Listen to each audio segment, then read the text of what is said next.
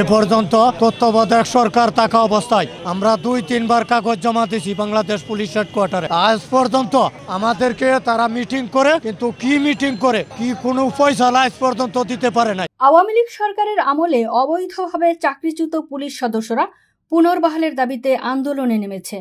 তাদের শান্তিপূর্ণ অবস্থান কর্মসূচি পালন করতে দেখা যায় শিক্ষা ভবন হাইকোর্ট গেটের সামনে। আমাদের ওখানে যে প্রজ্ঞাপনটা হয়েছিল ওখানে একটা মানবিক কথাটা লেখা ছিল, সেই মানবিক কথাটাও এখন আর নাই।